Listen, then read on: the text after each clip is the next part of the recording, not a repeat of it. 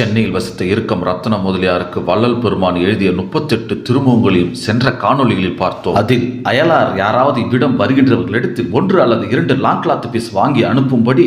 வள்ளலார் கேட்டு எழுதிய திருமுகம் 5 வருத்தம் பாராது வரவெடுத்த 1 பீஸும் 9 லட்சம் பீஸுகளாக கொண்டேன் என்று வள்ளலார் எழுதிய திருமுகம் 6 திருவருட்பா பாடல்கள் தம்மிடம் வந்து சேரும் வரை ஒருவேளை உணவு மட்டுமே உண்பேன் என இறுக்கம் ரத்ன முதலியார் எழுதிய திருமுகத்திற்கு பதிலாக நான் சாப்பிடுகிற சாதம் உடம்பில் பொருந்தவில்லை, பட்டினி கிடந்தவனைப் போல இருக்கிறேன் என வருத்தி 2 மாதத்திற்குள் பாடல்கள் அனைத்தும் தங்களிடம் வந்து சேரும் என்று உறுதியளித்து இருவேளை உண்ணாவிரதத்தை கைவிடக் கோரி வள்ளலார் எழுதிய திருமுகம் 10 தனி சிறப்பு பெற்றவை. பார்ப்பன சிநேகிதம் பாலும் நீரும் போல என்ற வள்ளலார் எழுதிய திருமுகம் 12 நான் மாத்திரம் ரகசியமாக சென்னைக்கு பிரயாணப்பட்டு வர நிச்சயித்திருக்கிறேன் என்று எழுதிய திருமுகம் 21 திருவேங்கட முதலியார் இறந்ததை பற்றி அது அரிபிரமாதிகளுக்கும் உள்ள காரியம் என்று வள்ளலார் எழுதிய திருமுகம் 22